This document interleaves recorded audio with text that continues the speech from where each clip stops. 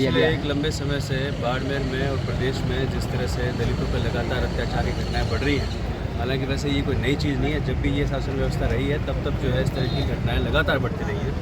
और मेरी ये सरकार से अपील है कि वो इस बात को समझे और शासन व्यवस्था मजबूत करे और इस तरह के अत्याचारों पर रोक लगाए।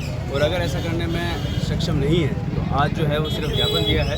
इसके बाद में अगर सरकार इस तरह से नहीं समझ में आता, सरकार को लगातार इस तरह के अत्याचार बढ़ते रहे और किसी तरह का निवारण सरकार नहीं करती है, तो ये बात मान के चलिए कि जो यहाँ युवा खड़े हैं ये सरकार की ईंट सीट पूरा बाड़मेर शांत क्यों है, वो तो बाड़मेर का जिनसे आप पूछना चाहते हैं उनसे पूछ सकते हैं। हम लोगों ने खास तौर पर मैंने ये बिल्कुल तय कर रखा है कि जब भी किसी हमारे दलित भाई के ऊपर इस तरह का अत्याचार होता है तो मैं सबसे पहले वहाँ आगे खड़ा मिलूंगा। और मैं हमेशा ये कोशिश भी करता हूँ कि इस तरह की कभी परिस्थिति ऐसी नहीं बने कि हमारे किसी भी दलित भाई को जो है वो किसी भी तरह की पीड़ा पहुँचे। निश्चित तौर पर ये बात आप मान के चलिए कि अगर इस तरह के अत्याचार नहीं रुकते हैं तो मैं सबसे पहला व्यक्ति होऊंगा जो इसके खिलाफ आवाज़ उठाऊंगा। और अगर आने वाले समय में ये अगर नहीं रुकी, ये सब चीज़ें नहीं रुकी, तो निश्चित तौर पे हम लोग बड़ा आंदोलन करेंगे। मुकेश हेम्पा, भीम आर्मी प्रदेश सचिव राजस्थान। बाड़मेर जिले में लगातार हो रही विभिन्न घटनाओं को लेकर के आज हमने एसपी साहब को ज्ञापन दिया है। घटनाओं को मैं थोड़ा बताऊंगा कि तामूरा मेघवाल प्रकरण, सोवाला जेतमाल का प्रकरण, हाथीतला का प्रकरण, भीमडा का प्रकरण, ऊंटखा का प्रकरण, ऐसे तमाम कई मुद्दे हैं जो आए दिन दलित शोषित पिछड़े वर्ग के लोगों के साथ में घटनाएं हो रही है। उन सारे घटनाओं को लेकर के हमने ज्ञापन दिया है और एसपी साहब से भी हमारी बातचीत हुई है।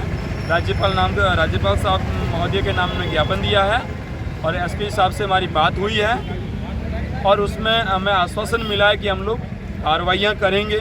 भीमड़ा प्रकरण है, उसमें अभी तक गिरफ्तारी नहीं हुई है, तो प्रशासन को, एसपी साहब को हम लोग बता के आए हैं कि आप जल्दी करिएगा, अन्यथा बाड़मेर का जो दलित समाज है, अन्य जो सारे लोग हैं और ख़ास तौर पे युवा वर्ग शांत नहीं बैठेगा।